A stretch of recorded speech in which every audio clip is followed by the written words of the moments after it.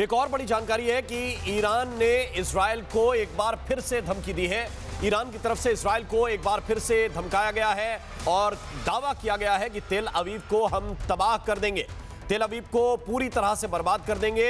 ये कहा है कि इतिहास का सबसे बड़ा हमला हम करेंगे, इजराइल को पूरी तरह से बर्बाद करके ही छोड़ेंगे। ईरान की तरफ से एक बार फिर से तेल अवीव के लिए ये नई धमकी जारी की गई है, जिसमें कहा गया कि हम सबसे खतरनाक हमला करने जा रहे हैं। ये किस तरह से होगा और क्या वाकई वहां का डिफेंस सिस्टम इसको रोक पाएगा, ये अपने आप में बड़ा सवाल है, क्योंकि पिछली बार कई जगहों पर नाकामी देखी गई थी आयरन डोम डिफेंस सिस्टम की। अखिलेश जी, अगर ये चुनौती है या चेतावनी है एक तरह से कि हम सबसे विध्वंसक हमला करने जा रहे हैं, तो इसके मायने क्या है? देखिए, इजराइल के जो एयर ड्रोम है, उनका आयरन डोम सिस्टम है, वो काफ़ी इफेक्टिव है। लेकिन कोई भी जो एयर डिफेंस सिस्टम होता है वो 100% आपको कैपेबिलिटी नहीं होती कि वो 100% आपकी जो मिसाइल से उनको रोक सकता है। तो डेफिनेटली कुछ ईरान की मिसाइलें जाएंगी। ईरान के पास हाइपरसोनिक मिसाइल्स भी हैं जो कि आयरन ड्रोन की कैपेबिलिटी से ऊपर है, तो वो डेफिनेटली पेनिट्रेट करेंगी। तो इजराइल को ये नुकसान उठाने के लिए तैयार रहना होगा। आपने पिछली बार भी देखा था जून की लड़ाई में कि ईरान की कुछ मिसाइलें आयरन ड्रोन को ब्रीच करके वहाँ तक पहुँची थी। तो डेफिनेटली जो इनकी कैपेबिलिटी होगी वो लगभग 87 से 91% है, तो 8 से 10% जो मिसाइलें हैं वो ब्रीच कर जाएंगी।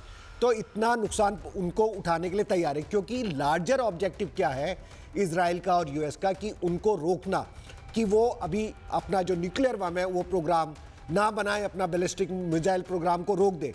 क्योंकि ये एक फ्यूचर के लिए लड़ रहा है कि अगर आज उन्होंने ईरान को इस समय नहीं रोका, और ये सारी उसी का एक पार्ट है, तो कल उन्हें बहुत बड़ा नुकसान उठाना पड़ेगा। इसलिए वो आज के नुकसान उठाने के लिए तैयार है। जहाँ तक ईरान का प्रश्न उठता है, और जैसे आप पूछ रहे थे क्या रिजीम चेंज इतना आसान होगा, तो डेफिनेटली यूएस और इजराइल कोई भी बूट्स ऑन द ग्राउंड इस लड़ाई में नहीं आने वाले हैं। आप पूरी लड़ाई बैलिस्टिक मिसाइल्स ड्रोन के थ्रू ही देखेंगे, कोई भी बूट्स ऑफ ग्राउंड नहीं आएगा। अमेरिका और इजराइल की टेक्निक है कि इस समय सुप्रीम लीडर को और टॉप लीडरशिप को खत्म करके जो वहां के अंदर एजिटेशन हो रहे हैं उसको सामने लाएं, मतलब जितने भी ऑप्शन हैं, हाँ, उनको प्रेरित करें कि वो सत्ता को चेंज करें। इसी के उसमें आपने देखा कि पिछले महीने प्रदर्शन भी हुए थे, तो एक बहुत बड़ा जो पीछे बैकग्राउंड में एक एक्टिविटी चल रही है इजराइल और यूएस की, वो उन लोगों को आगे लाके, और उनका एम ये है कि जो जितने ऑप्शन उनके पास है, हाँ, जितने भी ऑप्शन इनके पास है 1 2 3 4 5 सबको खत्म करें, जिससे कि ईरान बैकफुट पर आए, ईरान घुटनों पर आए, जो यूएस लगातार बार बार कह रहा है। बात आ रहा है सर, आप लोगों के पास एक रिपोर्ट दिखाते हैं कि ईरान के खिलाफ इजराइल और अमेरिका के ज्वाइंट मिलिट्री ऑपरेशन ने दुनिया को किस तरह से चौंका दिया है। बिल्कुल सटीक हमले किए गए, ईरानी सुप्रीम कमांडर समेत बहुत सारे जो टॉप लीडरशिप के लोग हैं उनको खत्म किया गया है। इस ऑपरेशन पर एक खास रिपोर्ट आपको दिखाते हैं।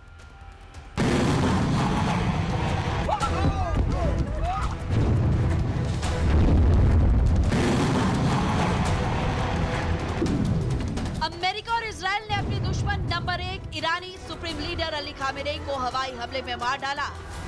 ईरानी डिफेंस सिस्टम को भेदते हुए अमेरिकी मिसाइल्स और इजरायली लड़ाकू विमानों ने सैकड़ों ईरानी ठिकानों को निशाना बनाया। हालांकि सबसे ज्यादा बम और मिसाइलें ईरानी सेना के बेस मिसाइल लॉन्चिंग पैड्स पर गिराए गए। इसके अलावा ईरानी सरकार के टॉप अफसरों और सैन्य अधिकारियों के ठिकानों को भी निशाना बनाया गया। अमेरिका और इजराइल के ज्वाइंट ऑपरेशन की निगरानी खुद अमेरिकी राष्ट्रपति डोनाल्ड ट्रंप ने की। ट्रंप के साथ उनके मंत्री और टॉप ऑफिसर्स भी मौजूद रहे। लेकिन अब सवाल है कि आखिर इतना बड़ा और सटीक हमला हुआ कैसे। इजराइल सेना के इस मिलिट्री ऑपरेशन की कुछ तस्वीरें जारी की गई है। दावा किया जा रहा है कि इसके लिए इजरायली लड़ाकू विमानों ने अमेरिका के साथ मिलकर करीब 1 महीने की तैयारी की थी, जिसका असर अब ग्राउंड पर दिखा। इन हमलों में इजरायली वायुसेना के 200 लड़ाकू विमानों ने हिस्सा लिया। ईरान में 500 से ज्यादा ठिकानों को निशाना बनाया गया। इजरायली सेना ने 2 फेज में ईरान की जमीन पर हवाई हमले किए। पहले फेज में रडार और एंटी एयरक्राफ्ट डिफेंस सिस्टम्स को निशाना बनाया गया, तो दूसरे फेज में ईरान की मिसाइल सिस्टम पर हमला हुआ, जिससे ईरानी पलटवार को कम किया जा सके।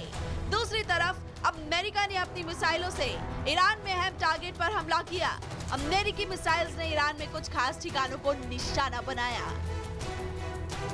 आपको बता दें कि मिडल ईस्ट में करीब 1 महीने से अमेरिकी सेना एक्टिव है। अमेरिका ने सैकड़ों लड़ाकू विमानों को ईरान के आसपास तैनात कर रखा था। इसके अलावा समंदर में उसके विमान वाहक युद्धपोत पहले से ही खड़े हैं जो इजरायल को सपोर्ट कर रहे हैं, जबकि इजरायल लगातार युद्ध की तैयारी कर रहा था। मोसाद ईरान में मौजूद जासूसों से सटीक सूचनाएं हासिल कर रहा था, जबकि उसकी वायुसेना अपनी मारक क्षमता को और पैना कर रही थी। इसीलिए इजरायल और अमेरिका के जॉइंट ऑपरेशन में पहले फेज में ईरान को भीषण नुकसान पहुंचा। Bureau report, Republic Bharat.